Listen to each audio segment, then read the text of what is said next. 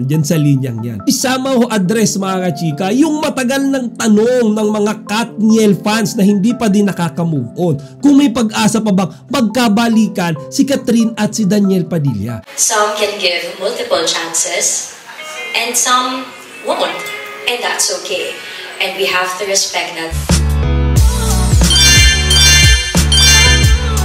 Magandang araw mga chika, Rigel po ulit ang inyong Chika Patrol. Bago tayo magsimula mga chika, inaanyahan ko muna kayong mag-subscribe dito sa ating munting channel para palagi kayo updated sa mga latest at nagtitrending na mga showbiz balita. Marami ang talaga namang kinilig, partikular na ang mga Katden fans sa naging media ko ng upcoming movie ni Kathryn Bernardo at Alden Richards na Hello Love Again. Yan nga mga chika ay naganap kagabi lamang, kaya naman mga chika sa totoo lang talagang nagpiesta ang mga fans ni Kathryn at Alden. Kasi bukod sa kanilang dalawa ay present din dyan sa media ko na yan yung iba pang mga cast and crew na magiging kasama nila sa movie. And as what I'm saying a while back mga chika, talaga namang maraming kinilig lalo na nung nagkukulitan na sina Kathryn at Alden sa entablado. Maski ako mga chika, hindi ko rin mapigilang kiligin lalo na nung tinatawag pa ni Kathryn si Alden at Tisoy. So meron na silang lambingan nicknames mga chika, and to be honest,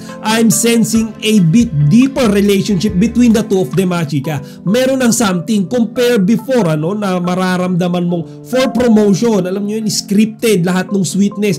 This time mga chika, it's very natural. Parang Kimpaw nga kumbaga ginagawa nila iyon hindi na to promote parang ginagawa nila yun dahil ganun talaga sila in real life. Pero syempre kung merong kiligan moments, meron ding seryoso moments mga chika, at dito ko napabilib kay Kathryn. Kumbaga nakuha niya yung attention ko dito sa isang parte mga chika ng media conference na ito. At yun nga ay nung matanong si Kathryn kung naniniwala ba siya sa second chances. Mga chika, etong tanong na to medyo mabigat to para kay Kathryn, knowing na nung November last year lang nung nag-break sila ng kanyang very long time boyfriend na si Daniel Padilla. So mga chika, we all know din na si Daniel Padilla talagang humihingi ng second chance kay Kathryn, pero ayaw niya na Kumbaga literally in-announce si Kathryn yan na nakakapagpatawad siya pero hindi siya nakakalimot. She can forgive but she never forgets. Diba mga chika? So dito sa sagot ni Kathryn mga chika na talagang nagpabilib sa akin. Sa ko nga mga chika, sa take ko nga para siyang Miss Universe na sagot Panoorin nyo ito mga chika. Do you believe in second chances? We all hope for a second chance, definitely. Diba, lahat tayo, tao lang, or human beings, even ako, sa sarili ko, alam ko na magkakamali at magkakamali ako. Makaka-disappoint ako ng tao, whether it's intentional or unintentional. Given yung tao tayo, nagkakamali. And we all, ako, personally, I do anything to be given that second chance again, that opportunity to correct my wrongdoings, to rebuild relationships, I guess, and to maybe regain trust. All these things, lahat yun part din ng forgiveness, syempre. But again, we have to remember, we're all different. Diba? Some people can give a second chance, like Tisoy. Some can give multiple chances, and some won't. And that's okay. And we have to respect that. Kasi iba-iba naman tayong tao. So, depende talaga siya sa sitwasyon. See, it's very well said mga chika. It's very professional and very mature. Parang si Kathryn dito mga chika is a very experienced person. Ngayon mga chika, sinabi niya dyan na talagang naniniwala siya sa second chances.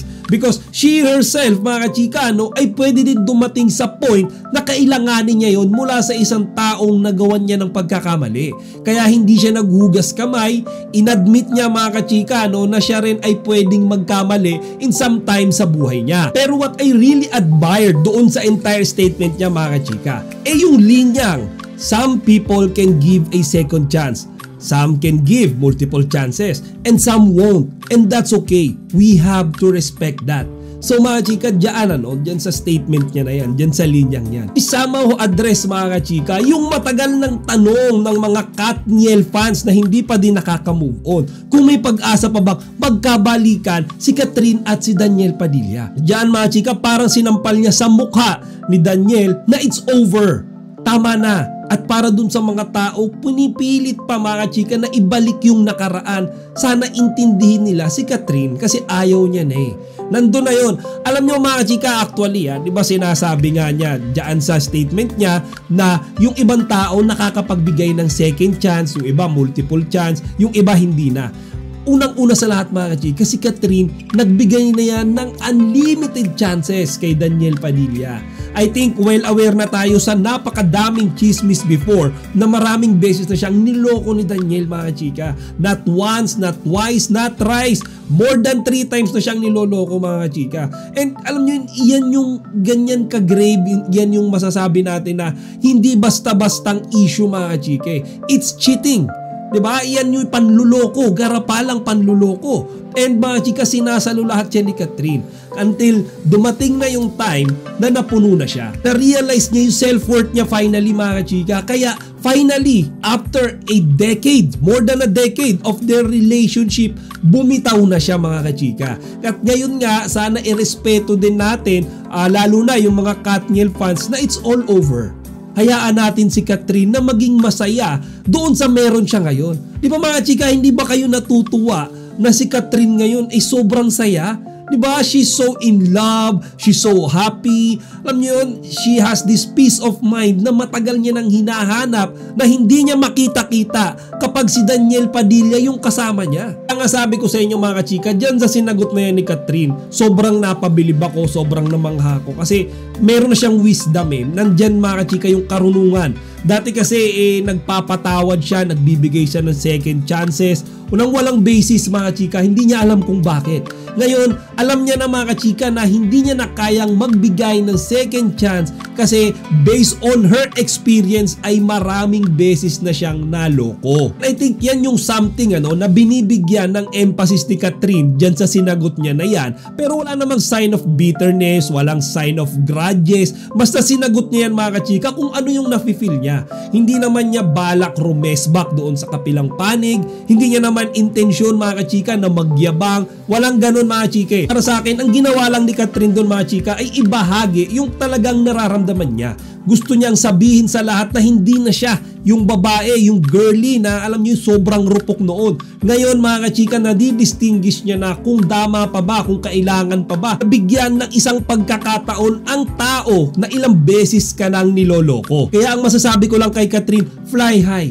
You can do whatever you want. You have the time, you have the resources, you have this peace of mind. So enjoyin mo yan. At sa mga Katden fans out there, sinusuportahan ko din ang inyong mga idolo. Catherine and Alden are good people as well mga chika. Kagaya ng Kim Pao, iniidolo sila hindi lang sa talent, pero pati doon sa kabutihang puso na meron sila. O siya mga chika, hanggang dito na lang muna. Sana wag nyo kalimutang ibahagi ang inyong mga opinion dito sa comment section.